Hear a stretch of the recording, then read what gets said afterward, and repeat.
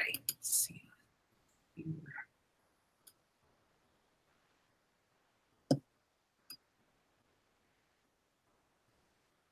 Oh, wow. Got a lot of people in there. Woo! Y'all don't waste any time. Hey, family. Shalom. Shalom to you, family.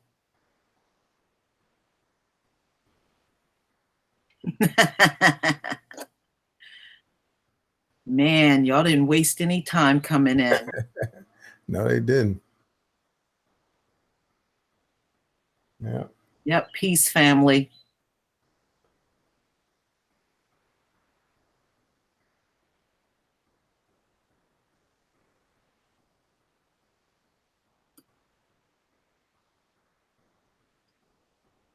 All right.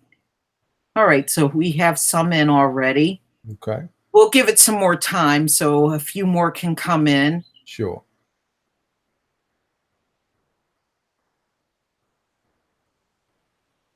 Shalom, everybody. Shalom to everybody coming in. All right.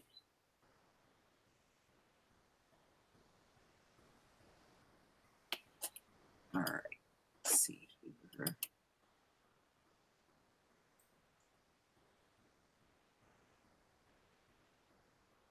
Awesome, awesome crowd. See a lot of friends in here.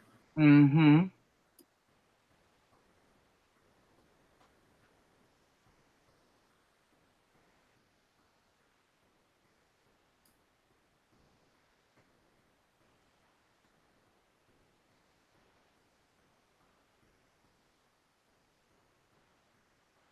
All right.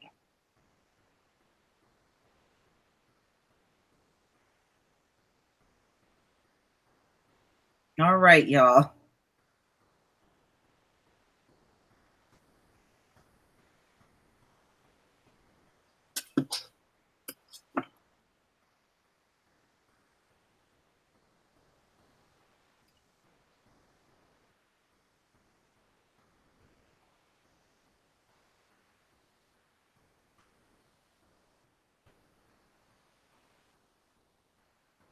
Okay, we got 36 people in. Shalom, everybody.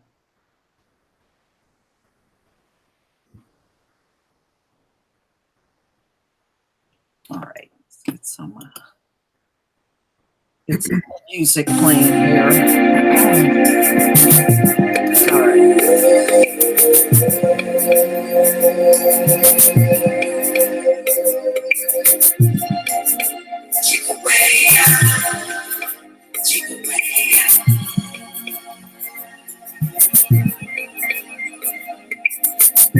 In the midst of much confusion, we decided to unify. We won't let the vision die.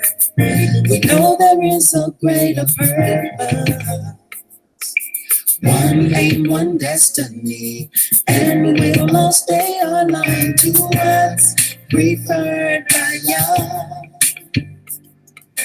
Man keep his hand in the hand of Yah, with woman by his side. Our children will follow, and together in unity we'll shine and glorify Yah. Together forever we'll glorify Yah. In unity together we'll glorify Yah. In truth and in unity, one love, one destiny, one great God family. In truth and in unity, one love, one destiny, one great God family.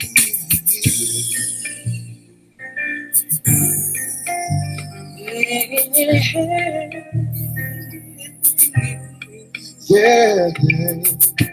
Nothing will ever come between us.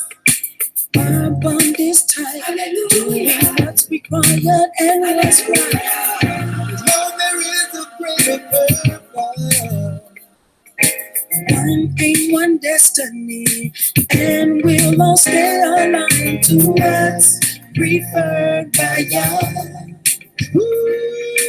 Man keep his hand in the hand of young, with woman by his side. Our children will follow. Together in unity we'll shine and glorify God. Together forever we'll glorify God.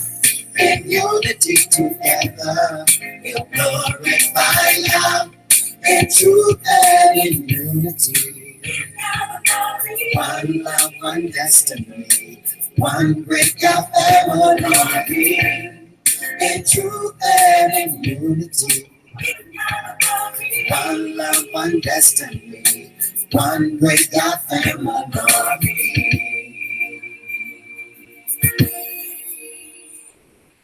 You gave us back to one another. He opened up our eyes and he gave us the gifts of the God. We know there is a greater purpose. One aim, one destiny, and we'll all stay alive to us. We are and keep your hands in the hands of God. With woman by your side, our children will follow. Together in unity we'll shine and glorify God. Together forever and glorify God. In unity together we'll glorify God. Right now, in unity. One destiny, one great together forever, we'll glorify God. In unity together, glorify God. We gotta have it. One love, one destiny. Still got the together forever, don't you know you glorify God? In unity together, you glorify God. In truth and in unity, must be fast. Yes, one love, one destiny. One great God. Together forever, we'll glorify God. In unity together, we'll glorify God. In truth and in unity, it's gonna be alright. It's gonna be alright. One great God. Come on, let's walk together hand in hand. Glorify God. In unity together, glorify God. Right now, in truth and in unity. One love, one destiny. One love, one great God. Together forever, glorify God. In unity together, glorify God. In truth and in unity.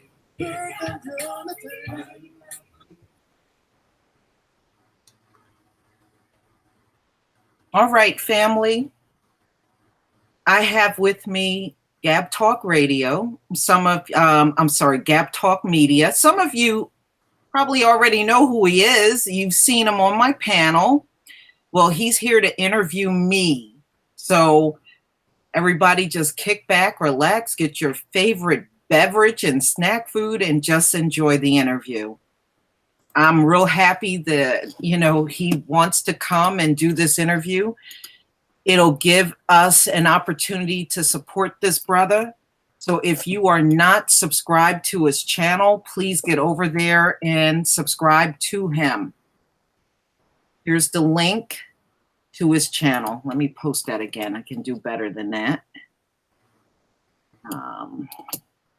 Here we go. Here we go. Make sure you get over there and subscribe to his channel. Shalom, everybody. I'm glad you're here. Shalom. All right, good. Now it's grown to 77 people, so that's really good. All right. Now, we can go ahead and get started. Okay. Awesome. You want me to just dive in, or you? Hey, start wherever you want to start. Okay. Well, let's just start with you real quick before I get right into the Hebrew Israelite faith, because that was something that interests me from watching one of the shows and one of the panels that you had, and you kind of allowed me in to the panel. And I just appreciated the way that you and the brother and sisterhood of that the Hebrew Israelite community conducted how you answered my questions. And I just had a few more because I've on YouTube you get in contact with a lot of different things, and I'm from the DMV. Mm-hmm. I grew up in the DC. In DC is where I, all the way through school. Okay. But in terms of places I've lived, it's always been the DMV, either DC, Maryland, or Virginia. So, how long have you been doing YouTube? I actually started a year ago. Maybe it might be a little more. It was like around April, May of 2017 is when I started, and I had a different channel then. And what was that channel? Was that? It was actually my first channel that I had on YouTube, and it got struck for hate speech, what they called hate speech, which it really wasn't hate speech at all. Okay. But what was the purpose of the channel? Was it? It was mainly focused on doing the opioid stories. I hear some feedback on the opioid stories is really what piqued my interest. I didn't know how severe it was until I started reading more and more stories online. And I was like, you know what? I bet you many of our own people don't even know this is going on, because mainstream media in this country, they like to point out all of our flaws, but hide all of theirs. Right. And that's something that we know they do in this country. They try to make us look as bad as possible and make people like themselves look like angels. And we know that's far from the truth. So I got into it. At first, I was communicating a lot with Tareen Rain and a few other people, Phil from the Advise Show, and sending them stories. And then I just decided to get on here and start doing stories, and it grew from there. Awesome. When you were doing that, was any profession of your faith tradition a part of that, or was it just Lisa Cabrera just kind of sharing the news? Well, when I first came on, I was doing the news, but then I did start sharing more and more about myself, being Hebrew. So, I've always incorporated that in every channel that I have. Okay. Fair enough. Now, I'm going to just go ahead and get into it now. So what does it mean to be a Hebrew Israel? And first, let's go ahead and deal with the term. I've heard, I think on channels, people say that they're Israelites and they'll leave off the Hebrew part. I've heard that kind of argument before. People do that. Is that, are you in agreement with that? Is that something that they shouldn't do, or should it be disconnected from Hebrew? No, I actually say I'm both. There are some people that just say they are Israelites. I don't squabble into that kind of stuff because I feel that's just semantics. Okay. At the end of the day, we are all in the same boat, regardless to whether you call yourself Israelite or Hebrew Israelite. We are still under the same oppression together. What are they trying to denote by separating? What message are they trying to communicate? There are some people that try to disassociate themselves with the camps that are out here. Okay. Okay. And the And the thing is, the camps, I think as far as learning who you are, the camps are good, you know, when it comes down to that. Because let me tell you, it was the camps that I first heard about who I was. okay. But as far as following them in the long term, no. You know, it's just like everything else you see. You know, there's some positive things and then there's many drawbacks.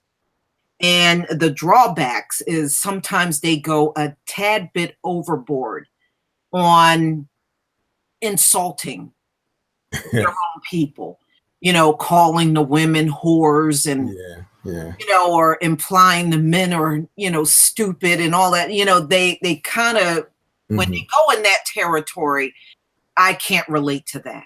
I really can't. That's where I kind of had to, once I reached a certain milestone, I had to kind of leave the camp thing alone. How old were you when you got started? Well, actually, I got into knowing who I was back around 2010. That's when I really started getting into it, and I read the Bible from cover to cover, trying to learn exactly who I was. And you know, finally something had made sense to me and why we were going through all this hell that we're living in now.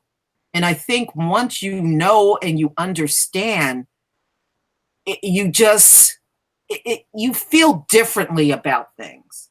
You know who your enemy is, you know who your people are, and now you can start drawing lines. Okay, now I know by, you know, by nature, these people are my enemy. I have to keep them as far away from me as possible, you know, and these are my people, and some of them may not even know who they are.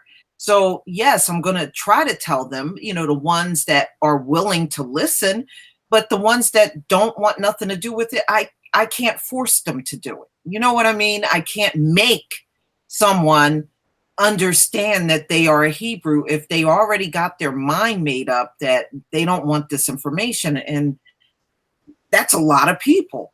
Right. Right. So let me go. I'm gonna rewind it because I got away from my first question actually. What does it mean to be, since it doesn't matter to you whether we say Hebrew or Hebrew Israelite or just Israelite? What do you, does that mean, period, to be a Hebrew Israelite or an Israelite? What does it mean to be a part of this faith? Well, for me, Like, am I that? Am I a Hebrew Israelite? yes. If Okay. you are a descendant of slaves, yes. Okay. Okay. Okay. What it means is, you know, you got to think of it in terms of this. We've been in this hellish society for 500 years.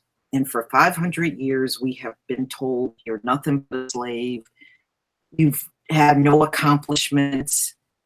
You didn't build nothing. You have a low IQ, you know, the usual stuff. And then finally, something comes along that pretty much spells out everything that's been going on. You know, when you go into the book of Deuteronomy tells us we were going into slavery. It tells us we was going to be in a land that we never known. Right. It tells us that we would have this silly nation over us. Okay. Then when you start looking at that, it means a lot to know that you are the chosen people of the Most High all this time, and you just didn't know it. And it really changes everything. Now, when these same people open their mouth to you, they actually sound silly to you once you know who you are. You know, you know this people is not greater than you. This people is not smarter than you. They are not more intelligent. They really truly are the bare minimum base human beings on the earth. So the Most High took the lowest man and woman on earth and put them over us just in a way to punish us because our people fell away from him. And what our people don't understand, it was not just a falling away from the Most High. We did some heinous, our ancestors did some heinous. It was pretty bad. When you started reading about it, it was some bad stuff our ancestors were doing. Okay. And you're talking about history as it relates to the Bible, or is there any separation in that? Like, when you speak of history, the Bible you're taking as history, right? Well, And prophetic, I think. Well, let me just explain why we are a set apart people. This is why, and this will pretty much explain the history. When our forefathers wrote the books in the Bible, they wrote history before it happened. Okay? When these Gentiles write pause right there. Go ahead. Now that you just said, that didn't come from the Bible, right? No. All right. So who taught that right there? Who taught it? Yeah. Who taught you? Because it's not the first time I've heard it. I also learned that, like, my foundation is I grew up in Christianity until about the age of 12, and then kind of backed out because my mom allowed me to, because a lot of stuff was unanswered and it wasn't helping me and survive in the streets of where I was living.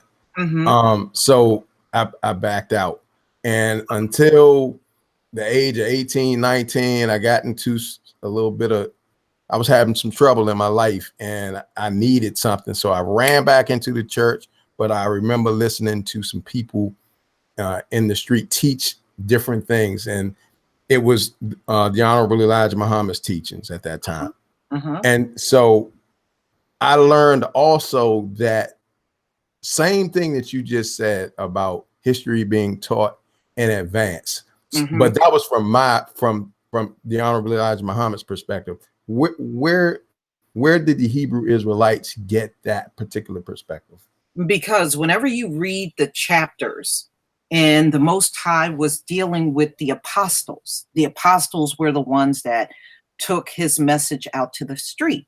And in many cases, that message also had future prophecy in it. Okay. So their message always came from the Most High, and then those apostles came to the people with the message. Okay. And that's how it was done. Okay. So that's pretty much where it came from for me. Okay. But did you have a priest? Do you call him priest, or some kind of master teacher within the Hebrew Israelite faith? I've heard of like General Johanna or something like different. No, don't do that. So see, no. Listen, I got to show my face for this. Like, I don't listen. I'm not like making fun of any camps. I know you're not. But I'm really looking for the understanding between the two, and I don't even want to start up something.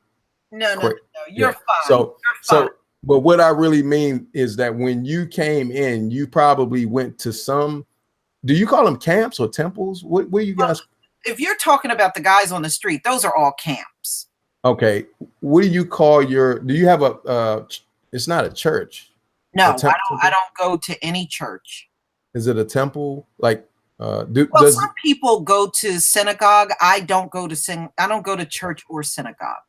Okay. But I do the Sabbath, but I do that on my own. I do not go to any church or synagogue.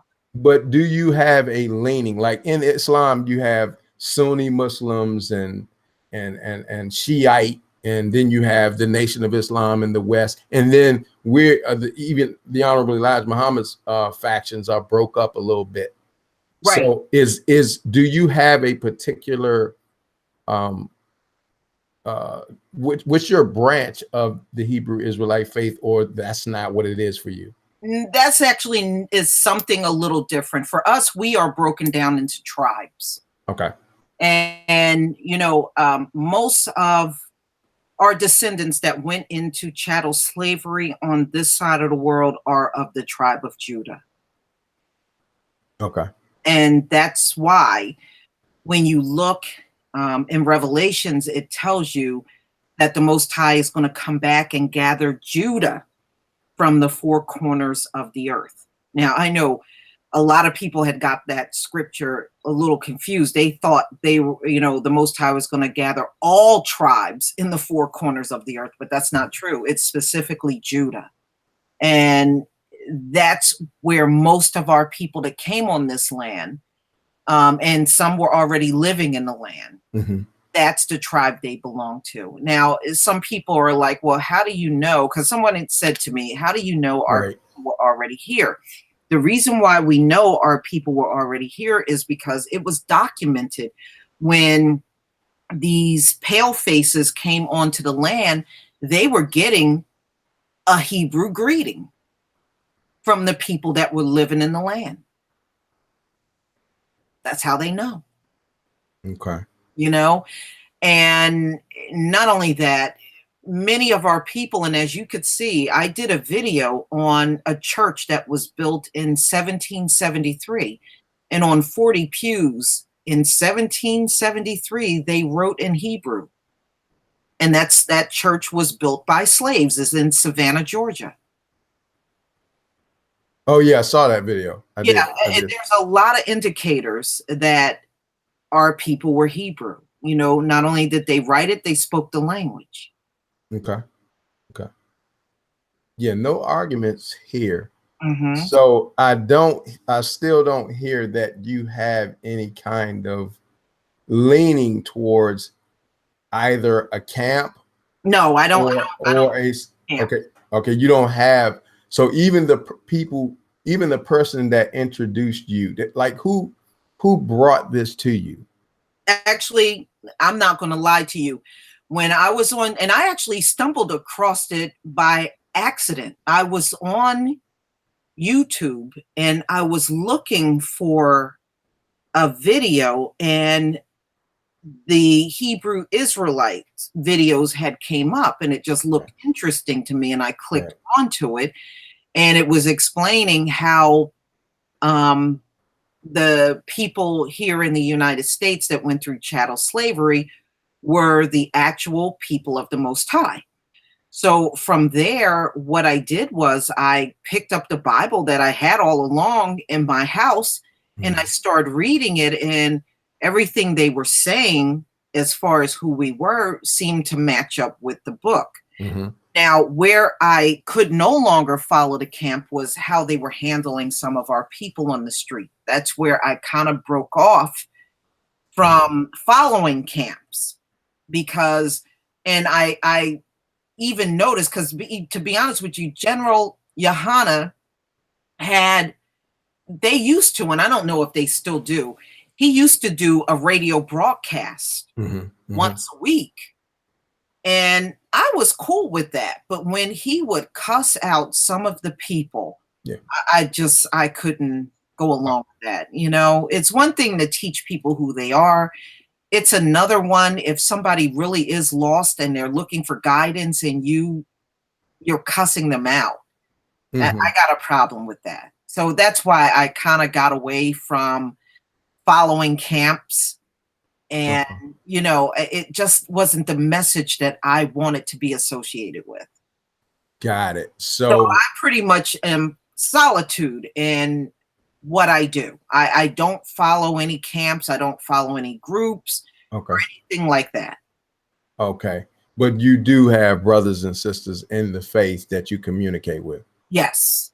Okay. And are they doing this? Are they in the same status as you? Yes, many of them are. Okay. Yes. Are any of them associated with particular sects of any of the people that you communicate? Are any of them associated with a sect of Hebrew Israelites?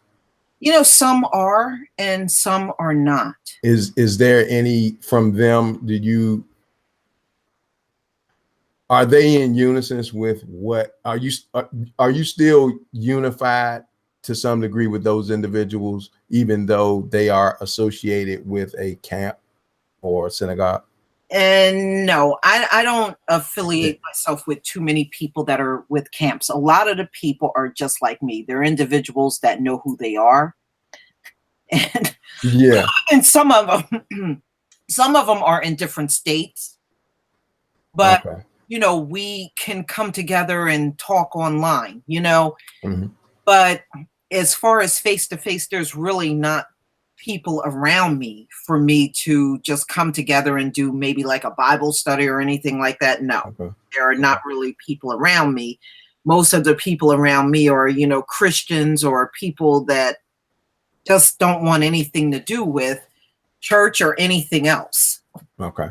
What do you say to those that often when I'm online and little ciphers, I've been to Harlem for certain lectures and whatnot. Mm-hmm.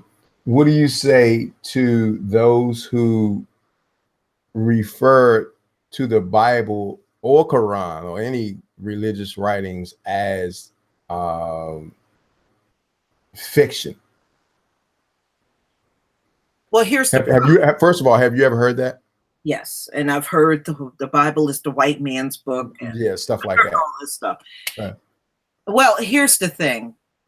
I have done presentations and posted them on YouTube of places the Bible mentioned, and those places are still standing on earth, or events that happened and evidence of those events. Like I did one of the chariot wheels that are in the Red Sea that matches up with the book of Exodus.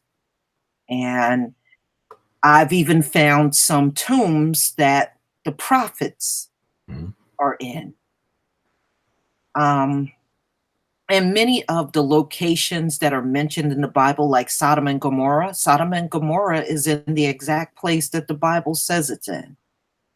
So when people say that it's fiction, sometimes, you know, I think they're saying it because they really don't know what's in there. They're going, I think, a lot of times with the Christianity philosophy. Christianity has done a number on our people, and they have also ruined a lot of people from believing in the Bible because of the way that they deliver the message from the Bible.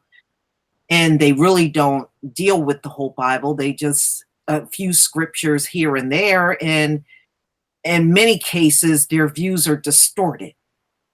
I say to people that think the Bible is fiction, what they need to do is read it and just take a closer look, because a lot of things are still on this earth that you can find in the Bible, and find those things right here on this planet still. But I believe in the whole thing, from the Old and New Testament. I believe in the whole thing. Okay. So in terms of when you, okay, I noticed that you said you done your research. That's what keeps you, I guess, kind of grounded or tied to what we read in the Bible, right? How do you, I'm sure in your studies, I know in my studies, I'll go first in Islam, you always learn something that maybe you haven't been able to find the evidence for it. So somebody gives you some esoteric understanding of it, because I guess everything you read, you can't tie everything that you read to the ground. Some things haven't, of course, maybe have not been discovered yet. Does that, how do you handle that when you don't find something congruent with what you're reading or what you discuss among your brother and sisterhood?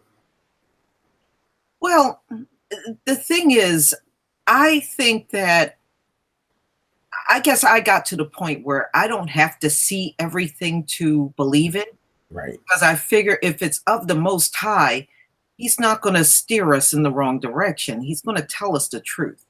Okay. And not only that, we have to realize that many of the books have been taken away from us. And sometimes when we can't tie things together, and that really is the reason why. You know, our enemies right now are the keeper of many of our books that could give us a clearer understanding, or can fill in the gaps of those things that don't make sense. So Okay. all we can do is, at this point, where if it's something that is not tangible that we can find, we just have to believe that the Most High is not going to put something there and it's just not true. Okay. So that's fair enough. You rely kind of on faith because you've already accepted that this is from the Most High. So the rest, is it fair to say that faith keeps you grounded? Yes, Okay. absolutely. That's fair. Which your posture now when it comes to other religions? I noticed that within your own faith tradition with other Hebrew Israelites, you may somewhat disassociate yourself with their activity. Now, when it comes to a total different belief, I don't care if it's Islam or Buddhism or anything. What is the posture of your faith and your person when it comes to dealing with people of other faith traditions? Do you deal with them in any way in terms of spiritual discussions? Are you one that thinks they need to convert to what it is that you believe? Do you detest having conversations with people that don't see the validity of your belief? And no, no. Here's the thing. I have people in my own family of different faiths. I have Christians. I have some Methodists.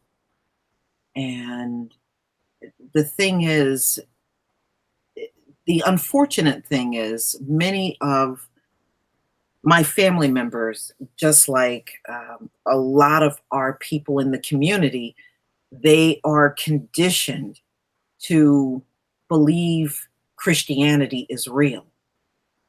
And I have told my family who they are, and they continue to get up and go to church and, and praise Jesus and all that stuff. And, you know, the only thing we can do is tell them who they are. What they do with that information is really up to them. So when I deal with people of other faiths, I don't get into any squabbles with them over what they believe. All we can do, and the Most High tells us, we just can prophesize about who we are, and what they do with that message, that's really up to them. I don't get upset about that. Okay. I have come across some Hebrews that do get very upset if people won't listen to them. They get extremely upset. And we really shouldn't be doing that. The Most High does not want people to come to him by force. He gives us that free will to decide whether we want to be part of his kingdom or we want to be part of this Gentile world. So I don't feel that we should be forcing it on anybody. We can tell them who they are, but it should not be one of those things where, oh, well, if you don't come to being a Hebrew, then, I'm going to sit there and chastise them. No, I don't believe it should go that far. The only time I have a problem with Christians and Non-believers is when they criticize and just get downright nasty Okay.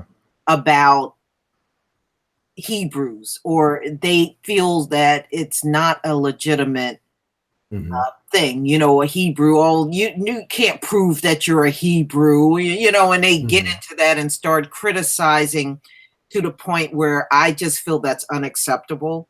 I'm not coming to you and criticizing you for what you believe. So why are you spending so much time trying to attack me? And I think a lot of times, brother, the attacks are based on the camps.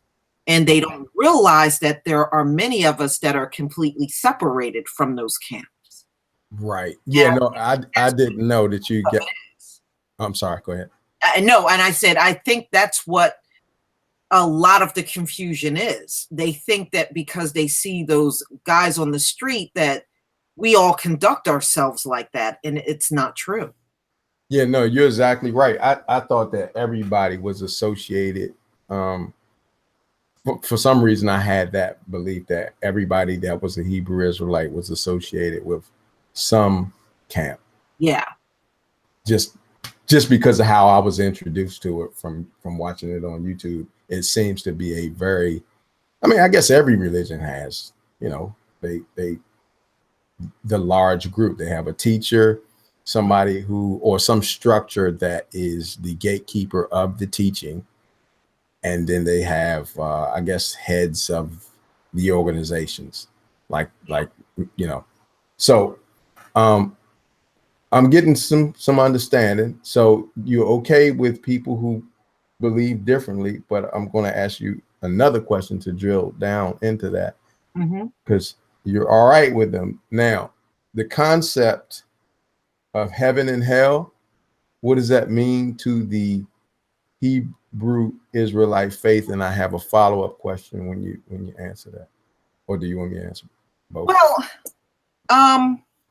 yes, I do believe there is a heaven, and there is a place for those people that committed a lot of sins against our people. Now, the Bible will describe that as Sheol. Sheol is, that lake of fire that people will go to whenever they have committed some of the biggest sins against us. Is there a heaven? Yes, there is going to be a kingdom. This world is going to change. Look at the circumstances that we're in. I don't think it takes a rocket scientist to see that we can't go on like this for another century or 2 centuries. We just can't. And the world ahead is going to give us an opportunity to be the people that we should have been all along. It's going to give us a chance to really have that relationship that we should have had all along with the Most High. We're going to get back to our own language and our own way of doing things. Right now, we are just so confused because the people that are in charge now wants to keep us in a state of confusion out of just the simple fact that it's easy to control confused and docile people. So they want to keep us in this constant state, but many of us are growing away from that. The awakening going on is real. You're still talking heaven and hell? Yeah. Okay. And part of that awakening means that we spiritually disconnect ourselves from the Gentile world and start thinking about our future as far as going into the kingdom. So I absolutely do believe there is a heaven, and I do believe there is a hell. Absolutely. Is this okay? I think I hear one level. Is this? Are you dealing with a life after, physical life after death, or some spiritual state after this body dies? Like when we're dealing with, from the Christian version of heaven and hell, I learned when I was a kid. you know, when you die, you're gonna go to one of these spots, one of these places, and one of them you're gonna burn up like every day and all that kind of talk. And one of them you're gonna be in the pearly gates and everything is everybody gonna be swimming and all that kind of. So it's not quite like that. which, you know, but you get the concept. But that was after we physically died. That was my understanding.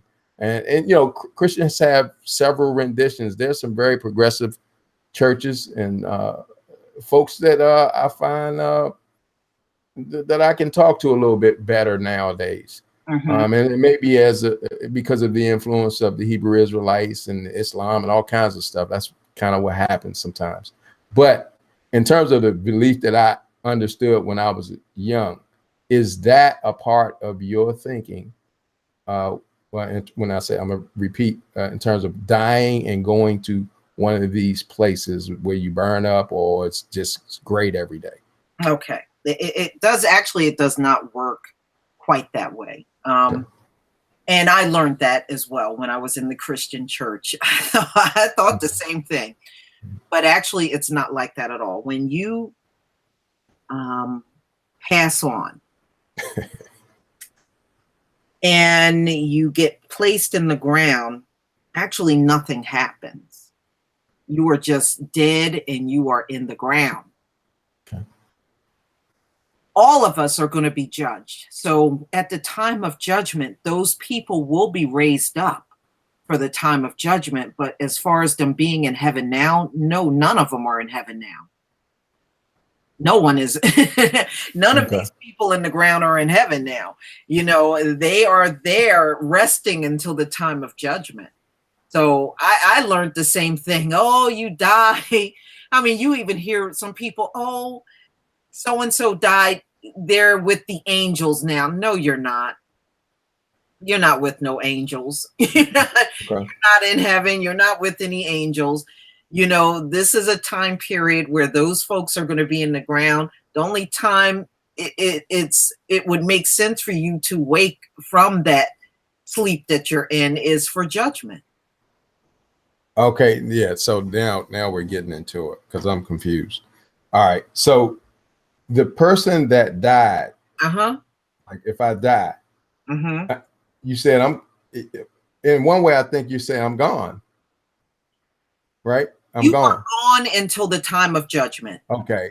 And so what signifies judgment? Is that a 1 day, 1 year event, or are you saying that do I have an individual judgment is what you're saying? Or is there like this 1 day or one period of time coming where everybody who even died physically is going to be woken up and judged? Yes. Everybody is going to be judged. Everybody. Every living thing on this earth is going to be judged. Okay. Would any of your brothers in the other camps differ with you that you know of? And you don't have to. No, I mean, even the Hebrews on the street knows that there'll be a time of judgment. Absolutely. Okay. And they also have the understanding at the time of judgment, folks that have died will be raised and judged. Yes, the camps on the street do know that. Okay. Good enough. And the Most High says we should not fear the death. Okay. Because it's nothing more than you just going into a deep sleep. It's nothing to fear. Okay, and I like that. And if I didn't believe that I was a Hebrew, right? Like I'm going on with the teachings of the Honorable Elijah Muhammad, or I'm going on with Christian belief, and I believe in Jesus, with a slightly different or greatly different understanding than what the Hebrews have. Am I one of those, from your interpretation, that would be going to hell? No. You know what? It's not up to me to determine who's going to heaven and hell, because only the Most High can determine that. You know, absolutely, there's going to be some people that are Christian that will make it into the kingdom because they have an understanding of who the Most High is. and they know that our Messiah is black. Okay. Mm-hmm. So those who don't have that understanding, is it your understanding that what do you call God again? Tell me, Yasha. I call him Yahweh. Some people say Yahweh. Yahweh. That's what I was Some looking for. people say that, and Those you are know, cool that's names. fine. I don't squabble over those things. Over the names, yeah, neither do I. But okay, so in terms of the Most High, does He say that in your interpretation of what you've read of the Bible, is it any understanding that if you're a Muslim at the time of the Day of Judgment, or you're a Jew at the wait a minute, you guys are Jews too, right? Well, you know, some people call us Jew. I don't use that terminology. Okay.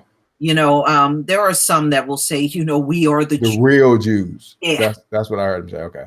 Yeah. So, but you see what I'm saying? Buddhists and people that that worship in other faiths in some way. Mean, as long as they are not worshiping different gods, if they are, then yeah, that's going to be a problem, because you know that actually breaks the first commandment. Okay. You know, he tells you not to put any other god before him, which means you can't be a Buddhist and you are praying to a Buddha and get into the kingdom. No, you absolutely can't do that. And Buddha, you're saying Buddha because Buddha was like a person, right? Mm-hmm. All right. So what about Allah? Like, what if the people that worship Allah, is Allah considered another god from the Hebrew Israelite perspective? Yes. Okay. Yes. So those people. One thing I can honestly say, though, the Muslims are probably the closest to the Hebrews. I agree. I mean, you're even more closer than I think Christianity is further away. Yeah. From what the Hebrews do, but the Muslims, in my opinion, are probably closer to the Hebrews than any other group. You know, there are some similarities there. I absolutely would agree with everything that I've heard of the Hebrew Israelite faith. Have like some very strong parallels with what we learn with regard to the teachings of Islam under Elijah Muhammad.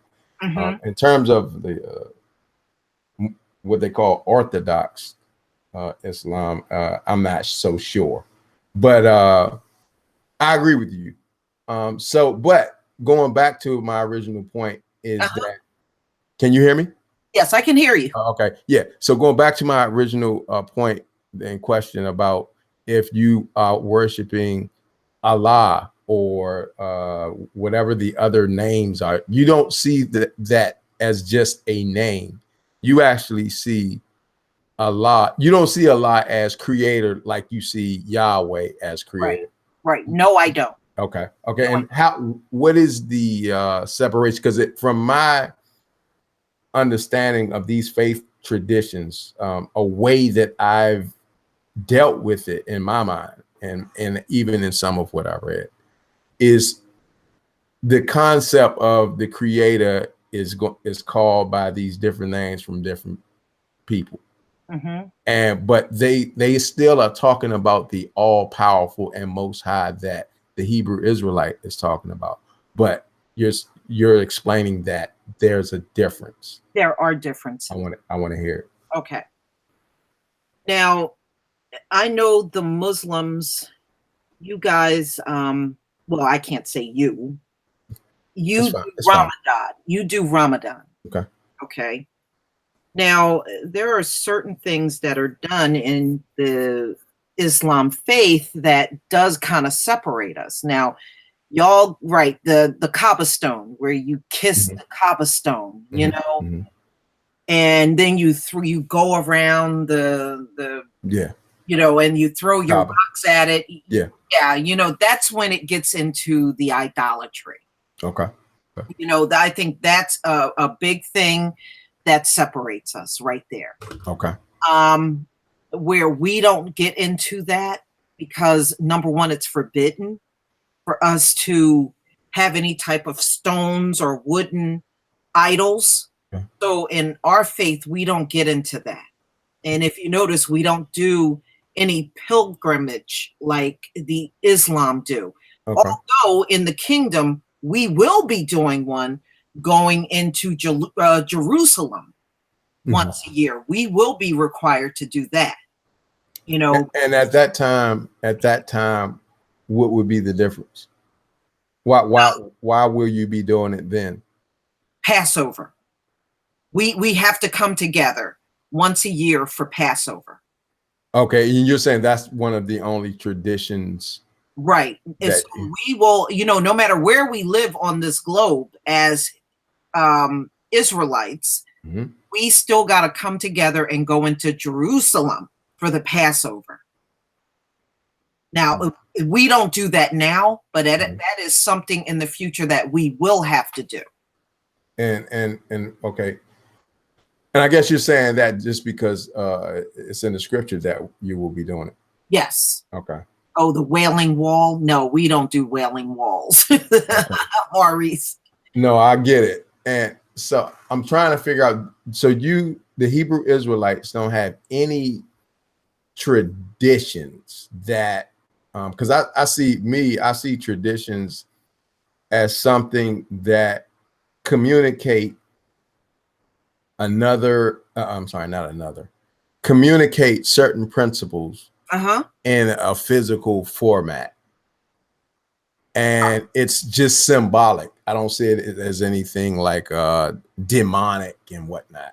I kind of see it as something that over the years, people create ceremonial processes to calcify a belief system so that it could be remembered. Of course, the word will be remembered too, but you don't find any validity in what I just said. Well, it really depends on what those traditions are. But see, the reason why you don't see us, the reason why you don't see us do anything is because we pretty much got separated from everything that we believed in, starting with chattel slavery. Remember, all of our beliefs and all of our traditions were ripped away from us, and we had to take on the traditions of somebody that was outside of ourselves, So we do have traditions that we follow when you look in the Bible and see what our forefathers did. But as far as us doing it now, no, we can't do animal sacrifices in America. And we can't do, we don't speak our language. Okay. We don't come together for Passover like we're really technically supposed to do. So there are things that it's not that the Most High said he already knew these things were going to happen. Okay. He knew we were not going to be able to carry out our traditions in the state that we're in. So there are things that we can acknowledge right now. We can acknowledge and we can talk about it, but we can't physically do it. Got it. We do have tradition and we do have things that we do. Okay. But you're saying that the what you understand of other faiths is you're against it because it may not be congruent with what is in the Bible.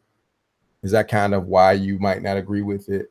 Right. And it can't be anything that's a false idol, or something that's deemed as a false idol. And when you get into wood and stones, that's exactly what it is. Okay. Okay. Fair enough. I get it. I'm really appreciating this understanding. How,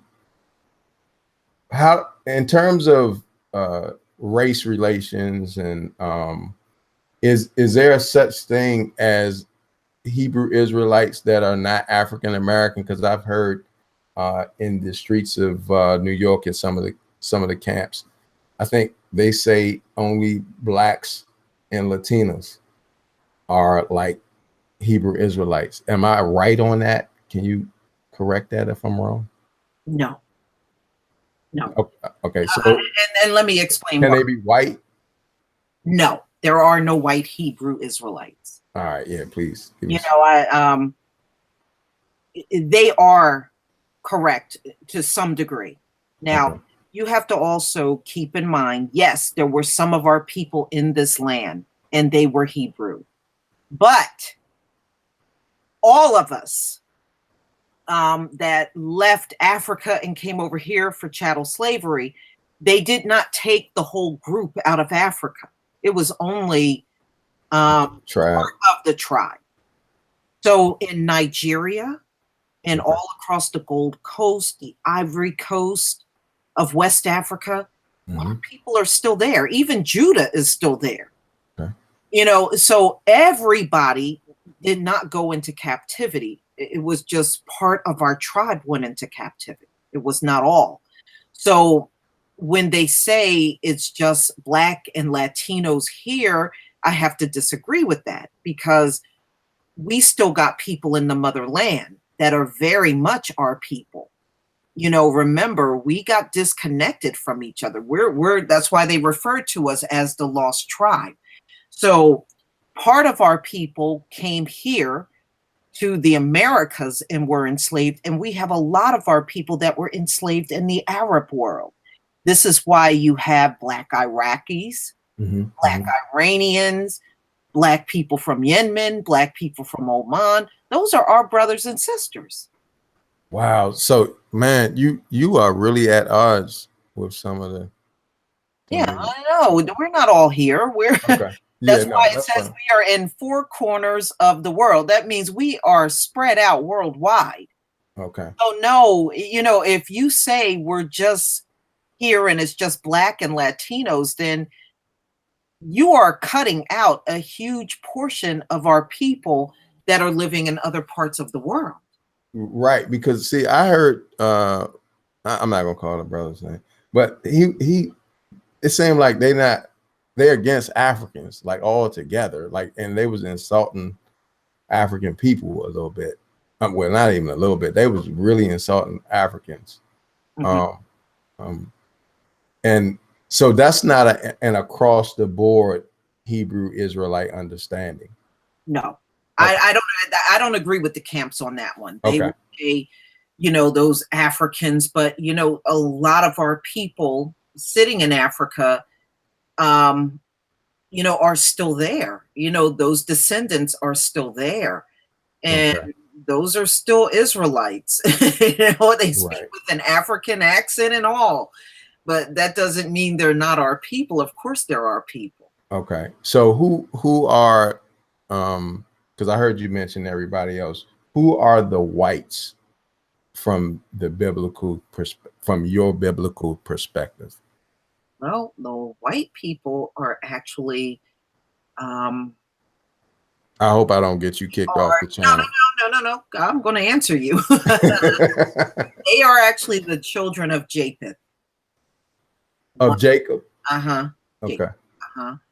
And there are different tribes of white people. You know, you have Amalek, which are the which we know as the Ashkenazi Jews. They're Ashkenaz. Yeah. Yeah. And the Sephardic Jews. Mm-hmm.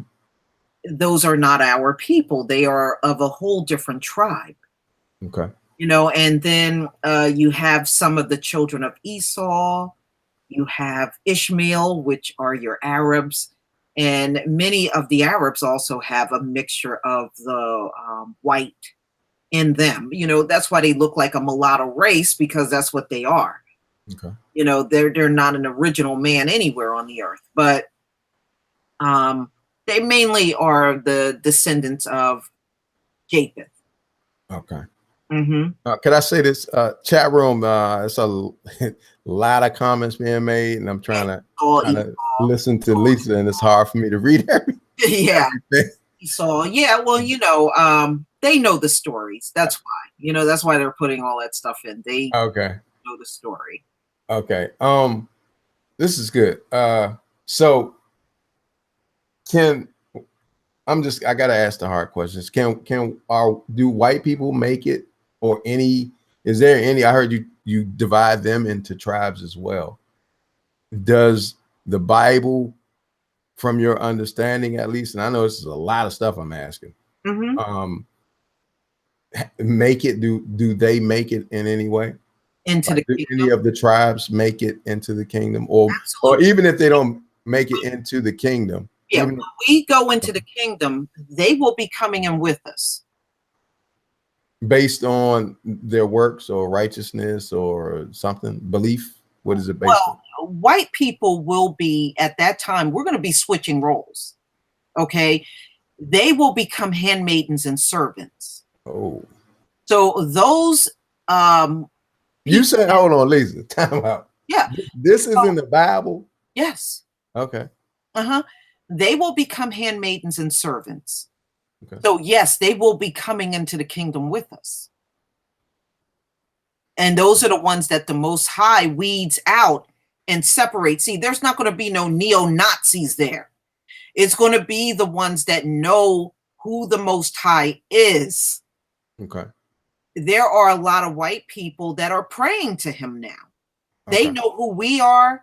They know who the Most High is. Those are the ones that will make it into the kingdom. Okay. Now, the other ones that are separated out, no, they will not make it, and you're not going to see a highly recessive white people there. These are going to be a certain type of white person. You ain't going to see no blonde-haired, blue-eyed people in there. Oh, okay. The ones that why is that? Dark hair, dark eyes, because the more recessive they are, the more animal blood they have in them. The more inclinations they have towards doing the wrong stuff. Okay, good enough. I won't. But yeah, remember, I don't know how much of the Bible you've read. It says that all of the other nations, when we go into the kingdom, will be cleaving onto us. Right. And they're actually cleaving onto us now. A lot of our people don't even realize it. I agree with you. Whenever they keep coming to our channels to hear everything we have to say, that is actually a form of cleaving onto us. Okay. They want to hear what we're saying. They want to hear what we're doing. They want to know how we feel. That is a form of cleaving. Yeah. So, to be honest with you, they're doing it now. Yeah, I think our natural leadership is showing itself.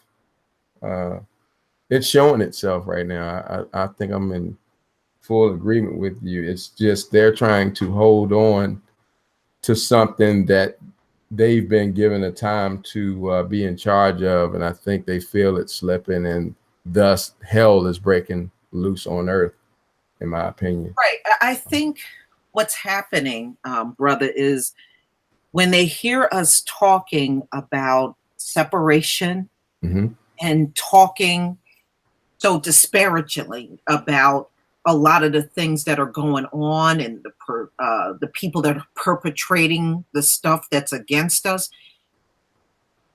there's a lot of fear there. Yeah. There's a lot of fear. And they fear their world changing. They see all the stuff that's going on around them, the opioid deaths, the suicides, all of the things that are going on that we clearly see. They see it too. They're afraid. They're afraid that this whole thing is slipping away from them. This is why there's a Donald Trump sitting in office. But see, there is nothing that is going to save them, because the time has come for them to go into the role that they were intended to be in the first place. And it's time for us to rise into the role that we should have been in all along, if it wasn't for what happened with our ancestors and the things that they did. Okay. So Was okay, the all-knowing, the Most High, right? Mm-hmm. Because we keep talking about this, and I hear you speaking of punishment.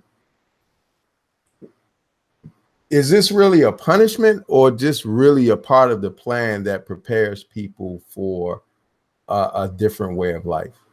No, it's really a punishment. Could it be both?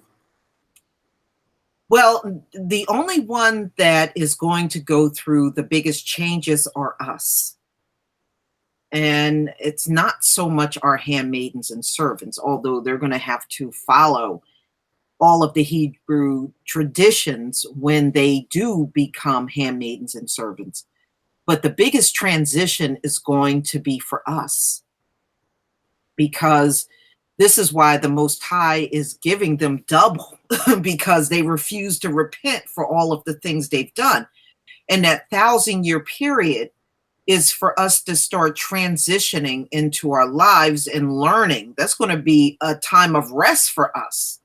But we have a lot of learning to do because, it even says we're going to be given a new covenant. So it's going to be new things that we're going to have to learn. And we're going to have that 1,000-year period to get ourselves together. Wow. And be the leaders and the keepers of the earth. Okay. So, man, stuff is really in your bloodstream here. Yeah, because you recall everything like really quickly, or you've just been through this so much. What are your views on? I think this is pretty universal. I jotted it down, but the homosexuality that's going on. You know how some people embrace the person, but not the actions of the person. Like, so I might smoke weed, so me and you cool, not weed, but let me do something worse. I might do something wrong that is definitely not of God, or against. It's definitely against the commandments. Does the homosexual or the gay person, I don't know how to describe, I'm not trying to offend anybody who's gay.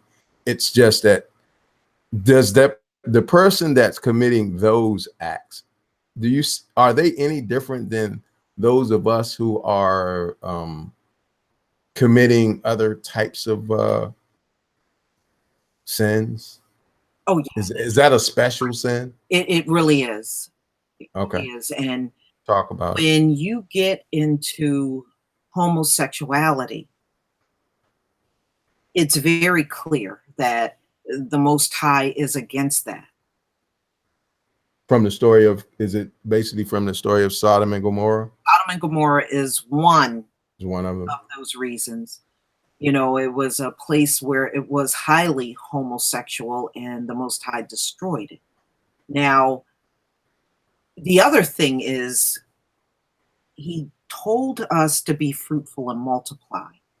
If you are homosexual, that is an act that you will not be able to carry out.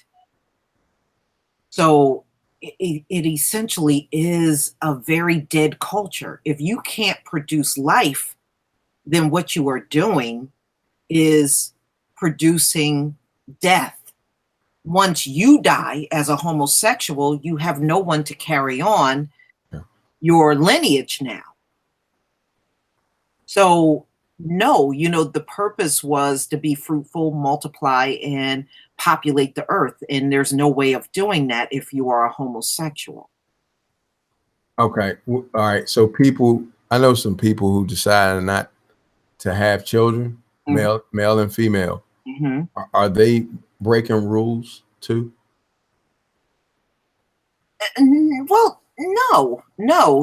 It's a big difference between making a decision not to have children and you are in a heterosexual relationship, or you are doing homosexual acts. Those are really very different things. Okay. No, I definitely understand that. I was trying to because you used it as that we should be fruitful. Right. And we should. and have children and stuff like that. Is But that no, I don't believe the Most High is going to punish you because you, in this Gentile world, you made the decision not to have children. okay? No, Okay. I don't believe that's a punishment. You know, Listen. and plus some Mhm. people are barren. You know, he made some people barren that, you know, they may be married and can't have any children. Okay. Okay. But no, Cool. that's not the same as homosexuality, though. I would agree with you there. Hmm. Interracial relationships, marriages, and whatnot. Right. What's your stance on that stuff? Interracial relationships. And let me define that. I mean, like marrying with our oppressors, former I oppressors. don't agree with that. Okay. I'm against that. Number one, another good example in the Bible is King Solomon. King Solomon, that's what really messed him up. He started dealing with and marrying women of other tribes, you know, outside of Hebrew. Mm-hmm. And the Most High tells us not to do those things because eventually what happens is you start getting into the faith of that person and start praying to their gods and following their traditions, and you get away from the Most High. Mm-hmm. So he absolutely forbids us to step outside and marry those of other nations. Mm-hmm. And really, you know, look at the circumstances for Black men and women in these, you know, in this country that have done those things.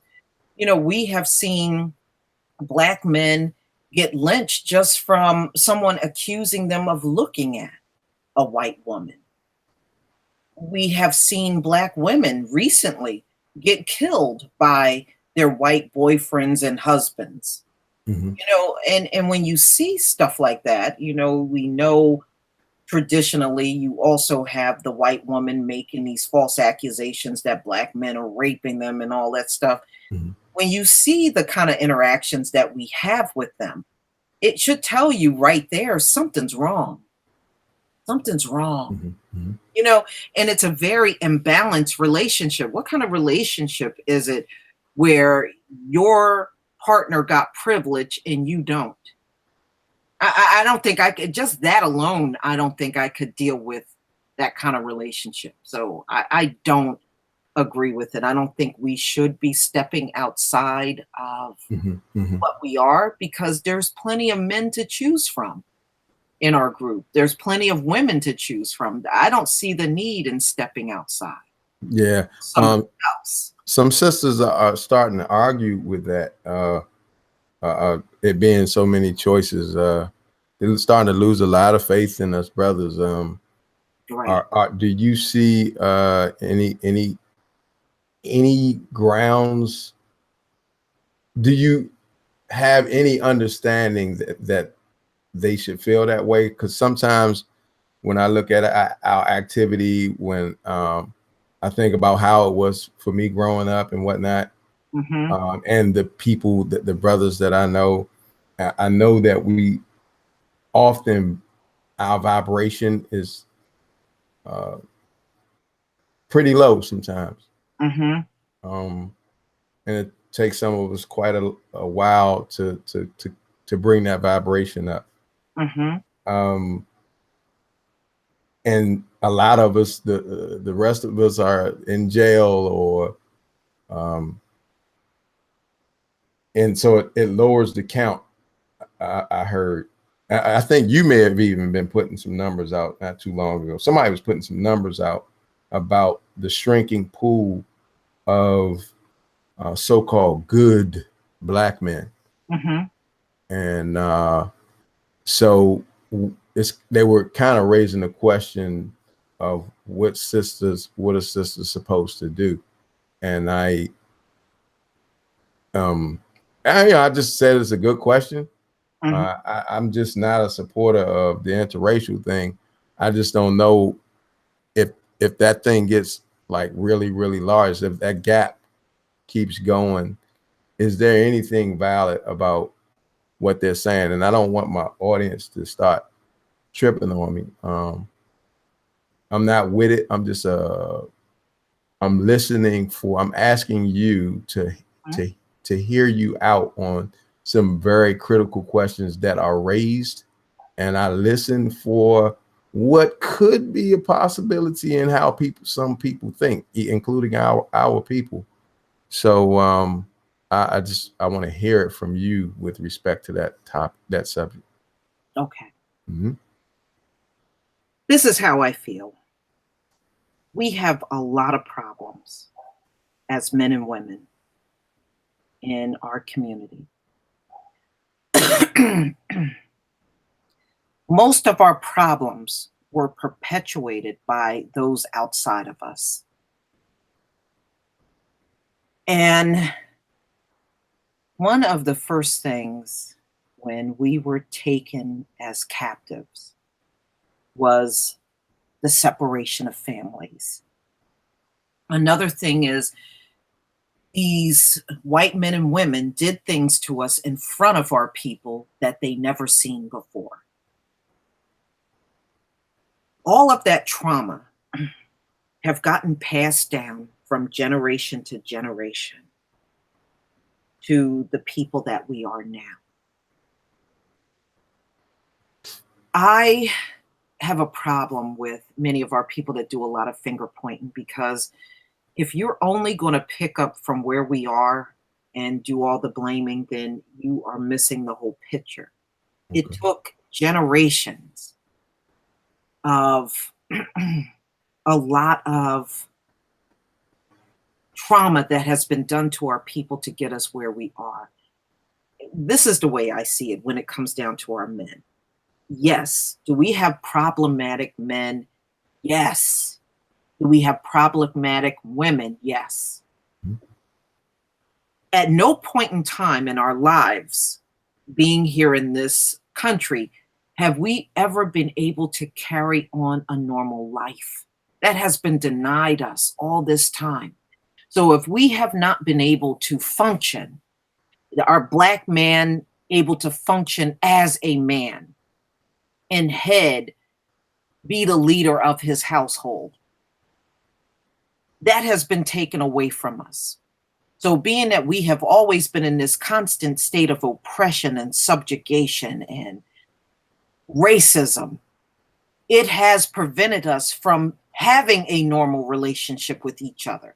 Mm-hmm. So yes, it's going to impact our men when they are constantly being beaten up and killed and all of these things going on. And we have been told not to trust each other. If you notice, there's no trust in our community.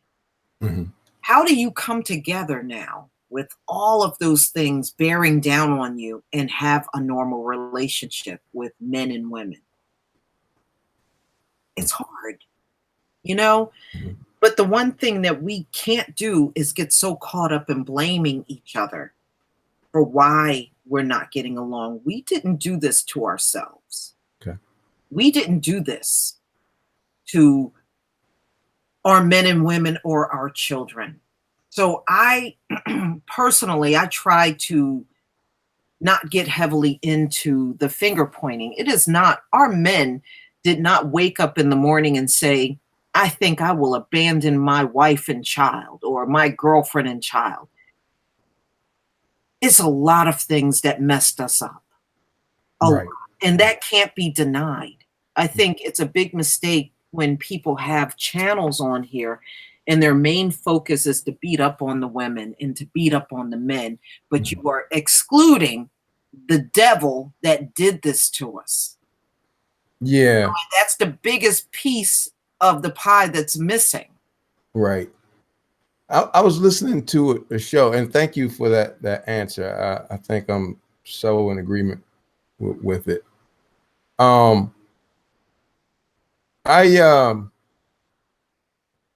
was listening to a show recently talk about good grief, it almost slipped me here. Oh, it was talking about Black folks using white supremacy too much. Like, and I'm taking this from what you just said. that we'll beat up on each other about our flaws so much, but we won't do that to the oppressors. Mm-hmm. And I was watching, and I've been hearing it. It's been a theme, and I've been considering it as well. People saying that we are beginning to wear out white supremacy, or we're wearing out, beating up on the oppressors and not doing enough focusing on ourselves. And I think that's to your point that you were just saying, that we're not focusing on the betterment of self, but we're beating ourselves up to the exclusion of where it actually came from. Right. But I think, to clarify my question, I'm trying to clarify it as I speak, actually. What do you think in any way, and you can make it be a part of your Lisa the Hebrew Israelite answer, or just Lisa, if there is any separation in the two, answering the question about whether or not we do too much talking about what one is doing to us. What's your stance on that? Well, no, we don't do too much of it because it's still going on. Okay. It's still going on. I mean, look at what's happening. You know, what's keeping us apart? We got a lot of factors. I mean, look at what's going on. Our oppressors have not stopped bearing down on us. So, of course, we got to keep talking about it. Right. Mass incarceration has It's real. separated families by the millions. That can't be denied. Many of our children are being raised in one-parent households. And believe me, women are not waking up in the morning and say, I don't want a man and I don't want no father for my child. Nobody is asking for that. Okay. Nobody's asking for that. Okay. And as long as we are in this system and we are getting the cops called on us over a bunch of nothing, and many of us are taking a lot of hits on our jobs. Yeah. Many of us can't even walk in a store without being watched. Mm-hmm. So no, we're not talking about it too much. In fact, we need to step it up and talk about it more, as far as I'm concerned. Mm-hmm. As long as this stuff is still happening, how do we not talk about it? Right. What do you say to those who just kind of focus on, and because I'm somewhere in the middle here for a second. I've come up since the age of probably 20 when I start getting some kind of consciousness about our oppressor. Mm-hmm. I was about 20 years old, and I hate to keep repeating my age online. I heard that messes up some of your followers when they learn that you're 49.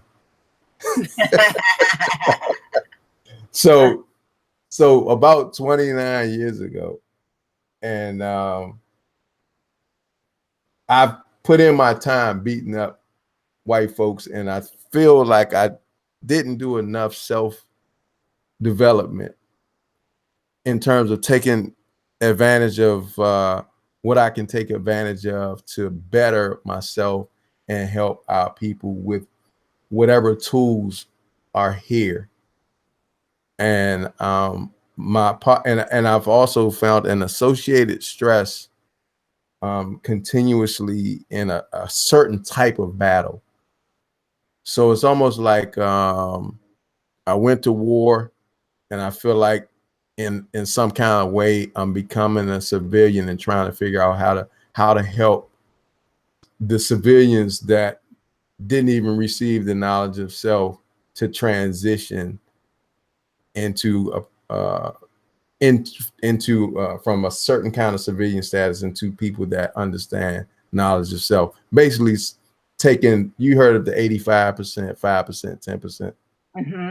Okay, so I'm going after the 85% and giving them a certain kind of understanding so that they can move along.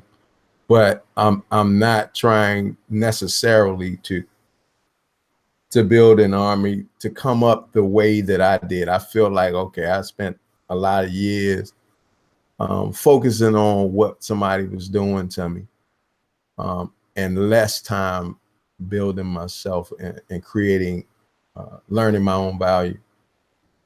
What's your thoughts on that? Well,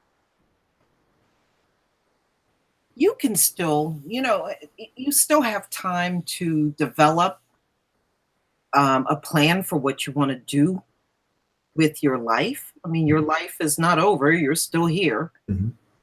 And, I guess I'm a firm believer that you can walk and chew gum. You can Okay.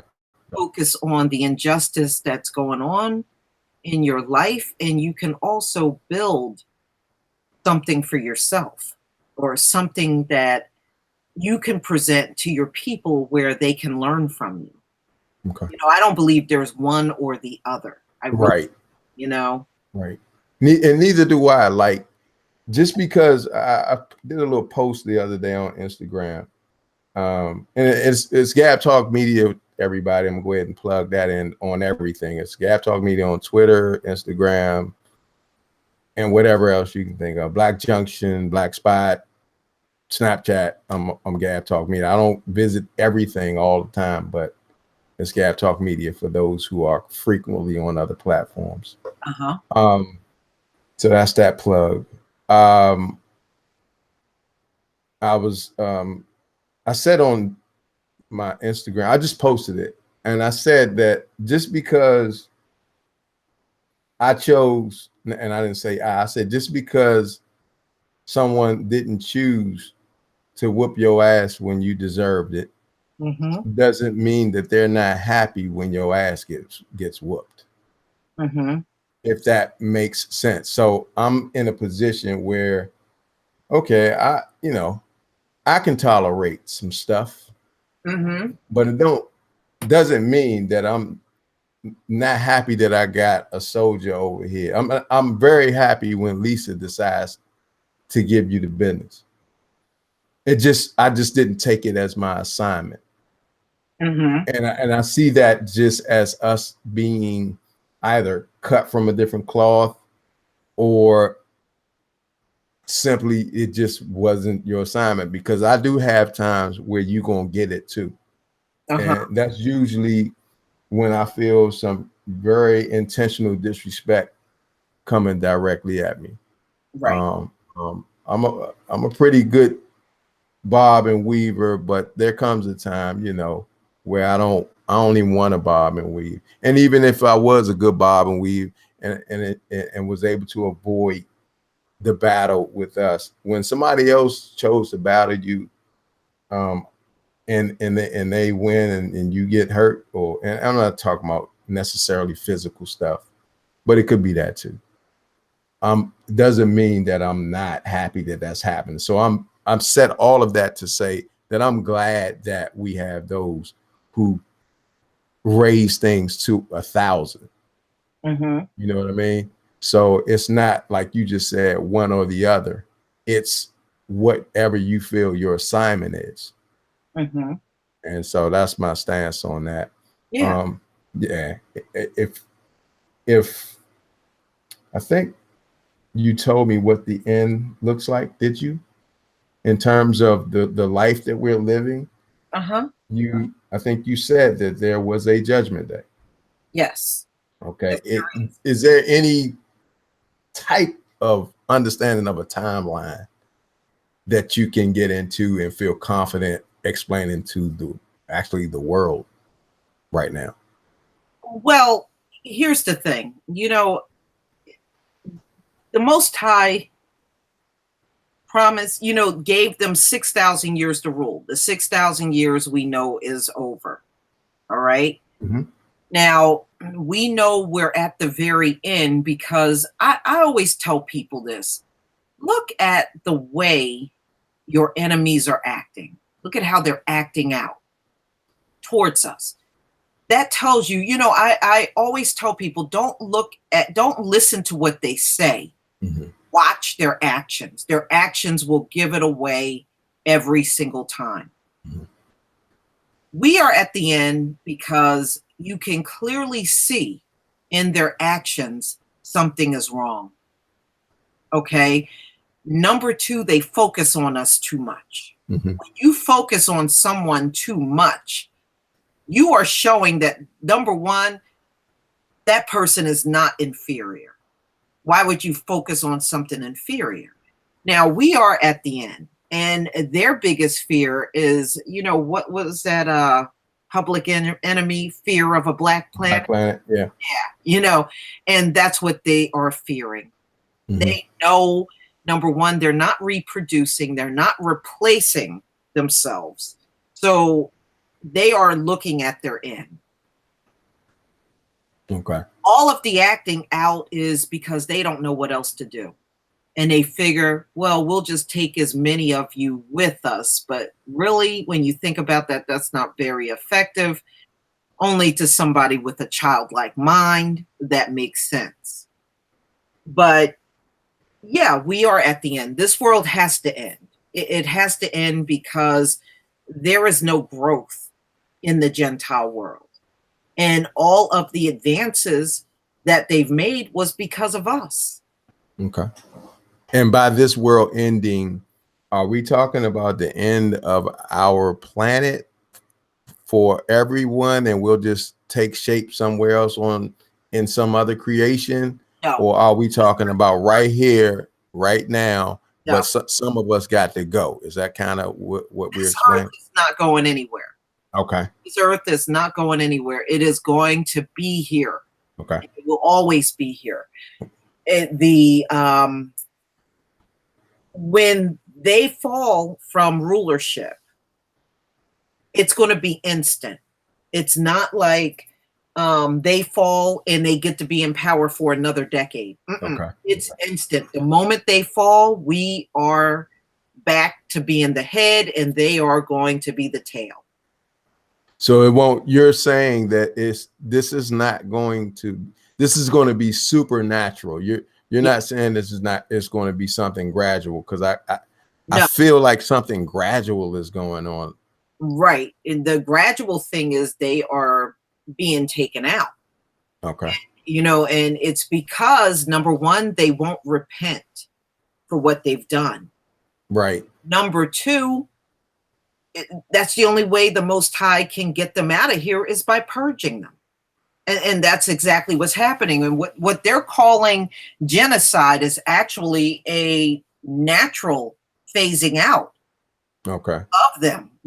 Their time is up. They got to go. Okay. Okay. It's not a genocide. They are just naturally being phased out because there's nothing for them in the future. We don't need to move into the future with no damn races. Are you kidding me? Right. Right. Nothing.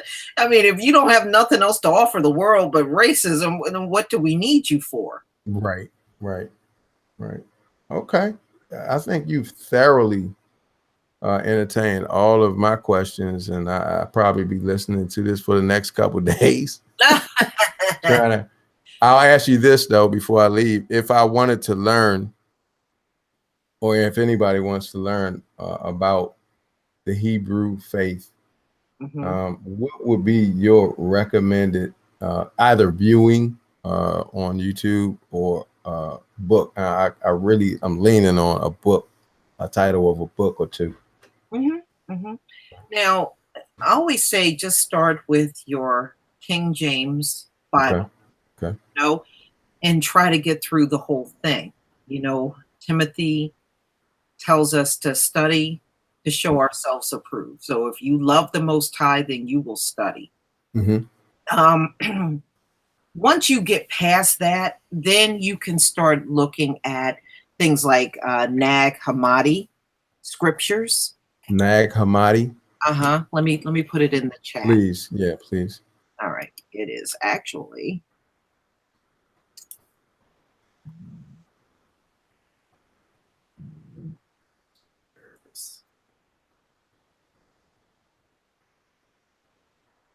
Man, this chat room is rolling. Yeah. Okay, I see it. Nag Hammadi scriptures. Okay. Okay. And The Apocrypha. yeah, the Apocrypha, you can get that built right into your Bible. Like if you get King James, you can get the King James Bible or 1611 with the Apocrypha already built into the book. To the book. Okay. You know, or if you don't have that, you can get a separate Apocrypha. Right. Right. Mm-hmm. Right. Okay. So those are two studies that you would recommend for a beginner. Yeah, absolutely. It's going to be a lot for you to read, but you know, Right. you can incorporate reading, and you can also get like audio Bible, especially if you're driving, Mm-hmm. and if you want to get like a CD and just listen to it while you're driving. That's what I did a lot, you know. All right. And then when you have your spare time and you can sit down and read, look, man, I've done 4 read-throughs of the Bible. Wow. And I probably will be doing number 5 pretty soon. So you sit there and read them names and stuff too? Yeah. Like so-and-so begat so-and-so. Like I can't do that, man. I skipped that part. You know, yeah, because all it's doing is showing you how things went from one generation to the next. That's too many names to be reading. There's too many names. I like reading the names only because And then they're hard to pronounce. Yeah, I am fascinated by the kind of names that our people had. You know, because you don't hear those names every day. You know what I mean? But those names that's in the Bible. Oh, so do you read it in Hebrew? Do I read it in Hebrew? No, no. So those names that's in the King James, those are not our names, is it? Yes, those are. I thought that was like an English translation of the Bible. Well, it is an English translation, but all of those names were not translated. Oh, okay.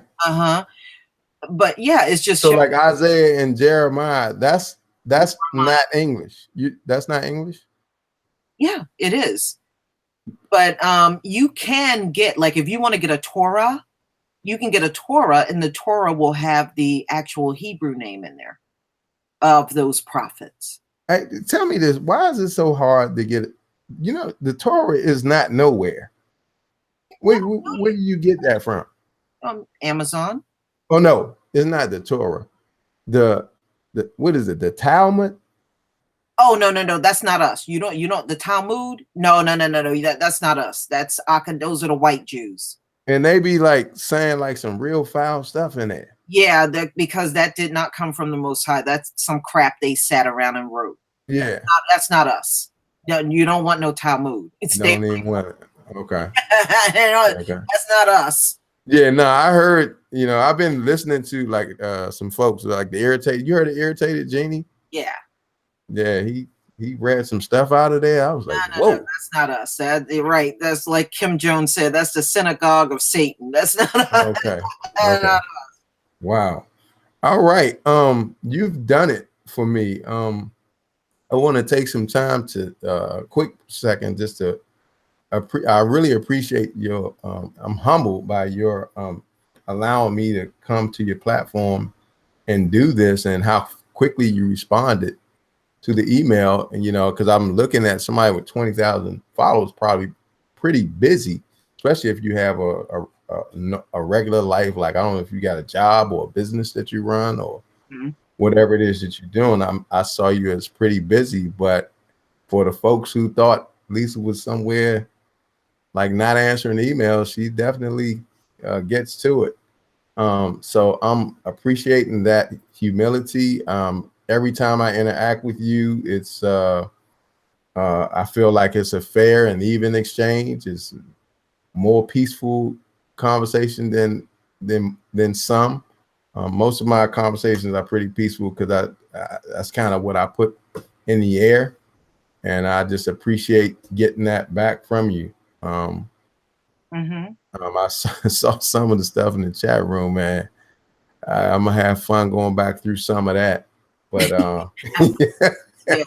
You're saying all kinds of stuff in there. Subscribers are not dull. Yeah. Yeah. Thank you, Sister Lovely K. Bring life to the chat. They really do. Yeah. So this was more than awesome. I will definitely just keep watching.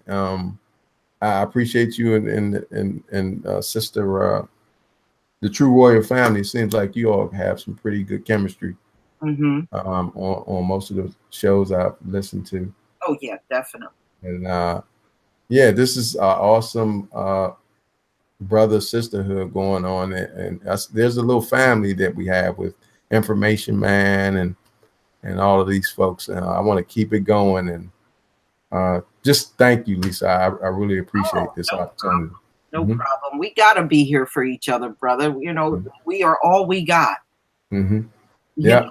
That's the way I see it. And, you know, you don't worry about your channel size because it will naturally grow. It really will. You know, like I said, it took a lot of people shouting me out, and it took a lot of people watching my videos, and you know, it just in time you will grow, and it won't take long. You know, you just keep putting your message out there, keep doing your live streams and connecting with your audience, and I think you'll be fine with your channel. Thanks. Thank you. And I appreciate your audience. I know some folks that went over. A lot of them I'm actually friends with already. So I appreciate them for tuning in to us. And I hope that y'all learned and got something out of the discussion. I did my best to dig in. I was digging in deep. If I was younger, I would have argued with her on some stuff. But yeah. I'm definitely in a different place. I'm about freedom of a person's spirit to find what it is. I'm confident in the Most High to convey what He needs to people when it's time to convey it to them. I'm very, very confident in that. So I've found that I don't have to fight as hard as I thought I did, and it was good practice, you know, at the time. But sometimes your soul can get tired of fighting in certain realms. If you understand, oh no, I understand. Yeah. You know, it's you know, this to me, you know, this whole experience of being here in America, I think that one of the things that we have to make sure we do is try to have patience with each other. Yeah. And display more understanding and be humble with each other. And that's something that we have not mastered yet. And I know sometimes you got to feel people out on here before you even try to do a conversation with them. Oh my God. There are so many people with channels that just simply don't have their head on straight. Oh my God. It really, I walk into a couple whirlwinds, man. Do you remember Blog Talk Radio? Yes, I do. Yeah, I had a channel on there. Oh my God, man. Those folks that used to call sometimes, it could get real hostile real quick, and you don't even know who you're talking to. Yeah. Nah, I guess it was fun for a moment, and you grow. And I don't want to sound like too much of an old man on here, but I'm saving up my strength for what I consider, you know, real fights. Yeah. I try to stay, you know, sucker free, man. So yeah, you just keep yourself grounded, and like I said, just put your message out there, and don't be afraid to use visual tools and share your screen with your audience so they can see exactly what you're talking about. And if you stick with a lot of the issues that people can relate to, you're going to win over a lot of people. You know, you really will. Thank you very much. And I conclude, I say to you, shalom. Shalom to you, brother. Explain to me, there's a word that y'all put, Shabbat? Shabbat shalom. Spell that first word. What's that? How you say that first word? Look in the chat. I'm going to type it. Okay.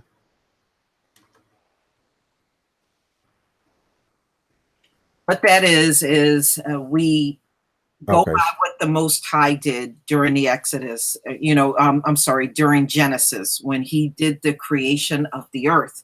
He created for 6 days, and on the seventh day he rested, and that day became sanctified. And that is the seventh day of the week, where Mhm. we are supposed to do no work, Okay.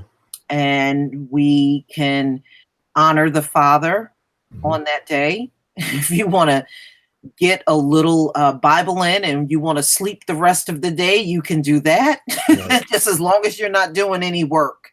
Right. Right. You're supposed to get everything done the day before, like you're cooking. If you're going to have like a certain meal on that day, you have to do it in advance. Okay. So you do all your preparation, and then when the Sabbath come, you pretty Okay. much give that day to the Most High, and you don't do any work. I mean, who would complain about that? The Most High is giving you a work-free day. Mhm. Mhm. Who would complain? Mhm. So I saw that somebody put Mr. Real Estate New York put Shalawam. Yes, and some people do say shalom. It's still Is that the response to that's still the greeting. It's just like shalom. You're saying this. okay. Okay. Same thing. You know, Okay. some people do say shalom, and that's fine too. Okay. Okay. Cool. You're going to see people say things differently, but Variations. yeah, Mhm. it's the same type of greeting. So Okay. you say shalom when you show up, and you also say shalom when you leave. And this is peace. Yes. Okay. Okay. Yep. Got you. Got you. Shalom aleichem. You might have heard some people even say I that. think I have. I think I have. Uh-huh. And it's I've seen the similarity of Arabic and Hebrew, Hmm. and I think this is all a part of that Semitic understanding, right? Yeah, you'll hear certain people say certain things. Like you might hear some Hebrews say Abba. Abba means Yes. father. Yes. Okay. You may hear Tuda Rabbah. Tuda Rabbah is thank you. Okay. You know, we try to say some words, although Certain words. Yeah. we may not be fluent Hebrew. You know, Just a little connection, though. You keep a little connection going with the original language. absolutely, and Okay. you should. You really should. You know, the Most High only expect us to do our best in this in the circumstances that we're in. Okay. As long as you're trying to do your best, believe me, you know, that's what he expects from us. Okay. Okay. Well, I'm done, and I'm grateful. Mm-hmm. All Yeah. right. Well, Yeah. it's been a pleasure. And, you know, maybe we can get together again and do other topics. Absolutely. I'm open to it. All right. Again, if you did not get over to Gab Talk Media, please make sure you subscribe to this brother and set your notifications for whenever he does a video. That way, you know, you'll be all current Mhm. on all of his videos. It's always a great learning experience, you know, and don't think because I've been in this walk as long as I have that, you're not teaching me things. You're teaching me things too. I don't know it all, Awesome. you know, Awesome. and I don't admit to knowing it all. You know, I Still learning. try to learn, and whatever I learn, I try to pass it on to you. That's all I'm doing. Awesome. Awesome. All right, Thanks. brother, you Thanks, Lovely take K. care. And everybody in the chat, thank you for coming to do this hangout with us. And I will definitely be putting things together for the Sabbath so we can come together and get some Bible in. So I will see you then, and just look for my notifications for the next hangout, which should be in the next day or so. And on Awesome. that note, shalom, family. Shalom. Thank you. Shalom, brother.